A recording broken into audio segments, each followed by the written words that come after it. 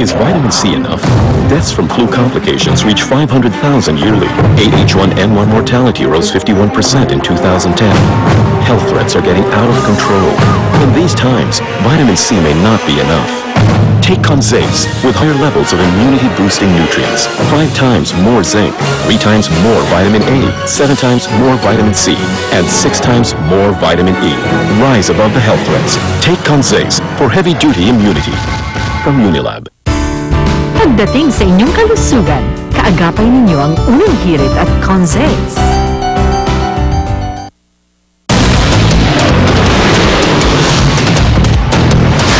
Ang mga unang balita sa umagang ito.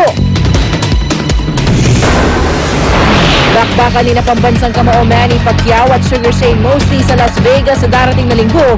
Mainit ng inaabangan ng boxing fans.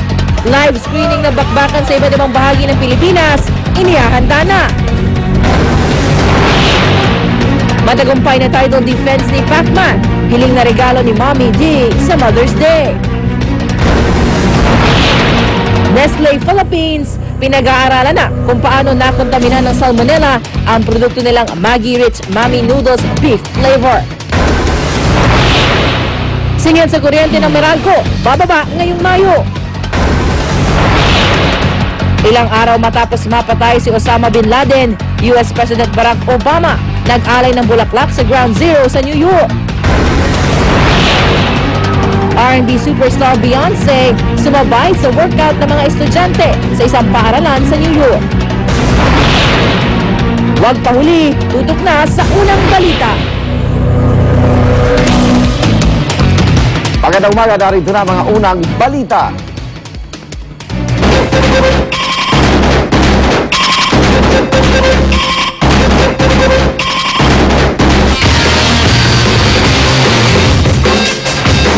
Mainit nang inaabangan ng mga boxing fans ang bakbakan ni na pambansang kamao Manny Pacquiao at Sugar Shane Mosley sa MGM Grand sa Las Vegas sa darating pong linggo. Dedepensa ni Pacman ang kanyang WBO welterweight title.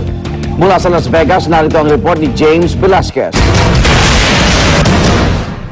And now when I fight, Filipinos, they call me a bayani or a hero. I believe this world needs more heroes. The biggest fight of my life is not in boxing. No, I mean, the biggest fight in my life is not in boxing. The biggest fight in my life is how to end poverty in my country. Matapos ang 57 laban sa ring, hindi na simpleng pagdepensa sa kanyang WBO welterweight championship belt ang turing ng ating pambansa kamao sa laban niya kay Sugar Shane Mosley. And this Saturday, I will wear yellow gloves as a symbol of unity. Unity and hope to end poverty. I'd like to invite you all to join us and wear yellow on Saturday. At kasing seryoso raw ng laban niya kontra kahirapan ang maasahang bakbakan ng mga manonood. Lalo't pareho nakakondisyon sina Pacman at Sugar Shane ayon sa kanilang mga coach. He told me this is not an easy fight because we're fighting one of the most crafty guys out there, intelligent, experience. You can't replace experience, that's for sure. Sugar Shane Mosley doesn't have to match Manny Pacquiao. Pacquiao's a phenomenal athlete, but Mosley doesn't have to match him because Mosley is bringing his own set of weapons. Pero wala pa man ang laban, di na magkamayaw ang mga fans na nakaabang sa labas ng press conference area. Lagi ko napapanood to pero laging kuwan lang sa on-demand. I wish makita ko in person. Manny, tulad ng dati, kada natin. Good fighter and he's strong. Sabik na rin manood ang veteranong boxing columnist na si Thomas Hauser na ngayon hirap daw tukuyin kung sino ang talagang yamado sa laban. Pareho raw kasing mabilis, agresibo at may knockout power ang dalawang mandirigma sa ring. For however long it goes, I think this will be a very exciting fight. It very quickly will escalate into an action fight and it goes as long as it does. Para sa unang balita, James Velasquez reporting. Back mom na si Mommy Jonisha may nais na regalong matanggap ngayong Mother's Day. Yan ang matagumpay na title defense ng kanyang anak na si Manny. Mula sa General Santos City, narito ang report ni Steve Dailisan. Bilang Mother's Day, Lord, inana ako, binigay mo sa akin ang ibigay mo sa akin ang kaligayahan. Sana hindi ako malungkot, ibigay mo ang panalo sa akin. Simple lang daw ang hiling ni Mommy Junisha Pacquiao sa darating na Mother's Day na nataong araw rin ang pakikipagsagupaan sa ring ng kanyang anak laban kay Shane Mosley. Wish ni Mommy D, magtagumpay muli si Manny. Kaya naman tulad ng nakagawian, lubos daw niyang ipagdarasal ang pambansang kamao. Tanggap ni Mommy D ang imaheng ito ng Our Lady of Mediatrix na advance birthday gift daw sa kanya ng mga taga Divine Mercy Davao City Chapter. Hindi ba marami yung anak ni Mami, no? Tapos hindi sila nag-practice ng abortion, ng ganun, no? So with Manny also. Kaya gusto namin na sila parang sample ba? Pag may magregalo kayo sa mga santo sa wedding mo at sa birthday mo, malalo na madagdag ang grasya na yun, tanggapin. Ibig sabihin, mahal ka ng Panginoon. Mahalaga raw ang dasal dahil kahit pakumpiyansa si Pacmam sa disiplina at galing ng anak, bati daw niyang malaki at veterano rin ang kalabang si Mosley. Nakita ko si nung nakita ko picture nila sa TV, parang kinakabahan ko kay malaki. Sabi ko, ang laki ni Mosley. Ang laki ni Mosley. Pero okay lang. Sabi ko, imposible sa Panginoon. Para sa unang balita, Steve Dailisan reporting. Mga boxing analyst at ang opinion kung sino ang yamado sa pagitan ng pambansang kamao, Manny Pacquiao at Sugar Shane Mosley. Mas bata man daw si Pacman, lamang naman sa tangkad at lapad ang dating ni world champion na si Mosley. Darito ang report ni Mark Zambrano. Mainit na paksa sa bawat sulok ng bansa ang pinakaabangang laban ng pambansang kamao.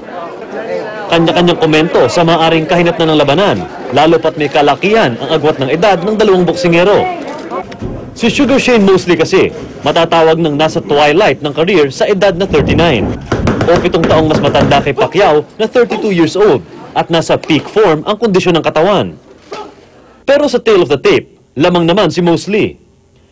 Mas matangkad ng 2.5 inches ang 5'9" na si Mosley.